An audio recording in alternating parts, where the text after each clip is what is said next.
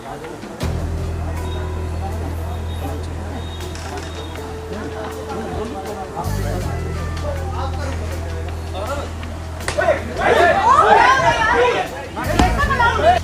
वक्त social media पर जिस आदमी की सबसे ज्यादा चर्चा हो रही है, सबसे ज्यादा धूम मच रही है, वो ये बंदा है जिसको आप स्क्रीन पर देख रहे हैं। और इस आदमी ने अपने नाम के साथ मौलाना का लेवल लगाया हुआ है और ऊंची सी टोपी, बढ़िया सा कुर्ता पजामा पहनकर टीवी डिबेट में बैठकर मुसलमानों की तर्जुमानी करने का खेल खेलते हैं। और फिर गोदी मीडिया के सामने बैठे हुए होते हैं और वहां पर जितने सब कुछ होते हैं वही गोदी मीडिया के बुलाए हुए होते हैं, उन्हीं का सवाल उन्हीं का जवाब होता है। यानी कि वो कहते हैं ना, चुन भी अपनी और पुन भी अपनी, ये एक देहाती भाषा में लफ्ज बोला जाता है। तो बहरहाल इस वक्त ये चर्चा में है। चर्चा में क्यों है?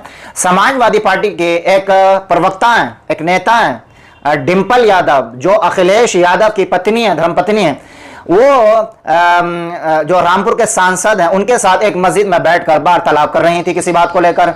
तो उनके बारे में एक ऐसा शब्द बोल दिया इन्होंने, बस गोदी मीडिया में अब उसी की चर्चा हो रही है। अब इस बंदे ने बोला है तो अब हो क्या रहा है, मौलाना नाम लिखा हुआ है और गोदी मीडिया सारे मौलानाओं को, सारे इस्लामी स्कॉलर को, सारे इस्लामिक लोगों को ट्रोल कर रही है और निशाना बना रही है कि मौलाना को क्या पढ़ाया जाता है, मौलाना लोगों को क्या पढ़ाई जाती है। पहली बात तो यह है कि भाई आप मुसलमानों की तर्जुमानी वहां जाकर करते क्यों हैं? और इनकी हकीकत बताऊं मैं आपको। इनकी हकीकत यह है कि 4-4, 5-5 हजार रुपए लेते हैं एक डिबेट के। 4-4, 5-5 हजार रुपए लेकर के ये डिबेट में जाकर बैठते हैं और वहां पर 4-5 हजार रुपए के लालच में इनको दुनिया भर की लानतें, मलामतें सुनना आसान हो जाती हैं। इसके अलावा इनकी हकीकत और कुछ भी नहीं है। क्या जरूरत है आपको मुसलमानों की तर्जमानी करने की? क्या मुसलमानों ने आपको कायद बनाया है, या मुसलमानों ने आपको ठेका दिया है इस बात का, या मुसलमानों ने आपको जिम्मेदारी दी है इस बात की? और जब गलती कर लेते हैं तो उसको तस्लीम भी नहीं करता ये बंदा। भाई गलती हो गई, आदमी कहते हैं भाई इंसान मुझसे गलती हो सकती है, जुबान मेरी फिसल सकती है, गलती हो गई, सारा मामला। लेकिन बेशर्मी की भी हद होती है कि आदमी कह भी रहा और फिर अड़ा हुआ भी है उस पर।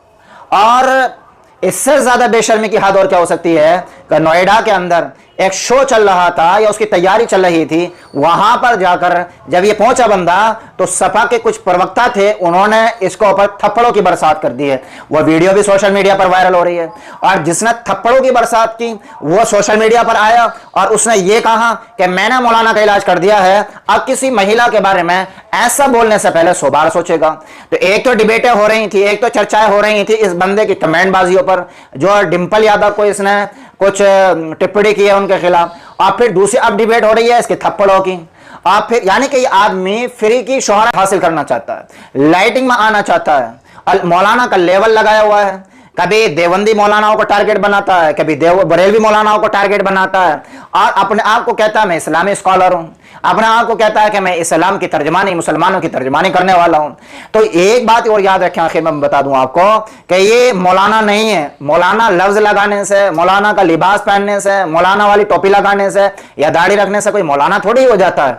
मौलाना वो होता है जो 10-12 साल तालीम भी हासिल करा, फिर उसके बाद में वो मौलाना की मर्यादा में रहे। जो मौलाना लोगों की गाइडलाइन होती है, जो शरीयत ने उनके लिए तैयार की है, जब उसकी हद में रहता है, जब तक वो मौलाना रहता है। ऐसा नहीं है 10-12 साल भी मौलाना 10-12 साल मदरसे में रहे, इल्म हासिल किया और बाद में हरकतें कर रहे हैं ये वाली, तो फिर ये मौलाना थोड़ी होंगे भाई। ये तो ऐसी हरकतें कर देता है बंदा और फिर भी टीवी डिबेट में जाकर बैठता है। ऐसा नहीं है कि टीवी डिबेट में, और इससे पहले भी कई बार थप्पड़ों की बारिश हो चुकी है।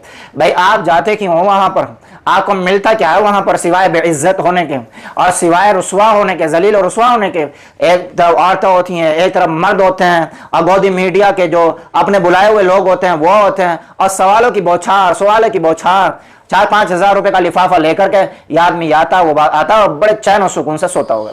तो आपसे गुजारिश है, ऐसे लोगों को मौलाना ना समझें, ऐसे लोगों को आलिम ना समझें। ये लोग इस्लाम को भी बदनाम करते कराते हैं, ये मौलाना लोगों को भी बदनाम करते कराते हैं। इसके अलावा इनकी कोई और हकीकत नहीं। आपसे गुजारिश है, ऐसे लोगों के हथकंडे, उनके झांसे, उनके धोखेबाजियों से होशियार रहें, सतर्क रहें। इस वीडियो को आप ज्यादा से ज्यादा शेयर करें, चैनल को सब्सक्राइब जरूर करें।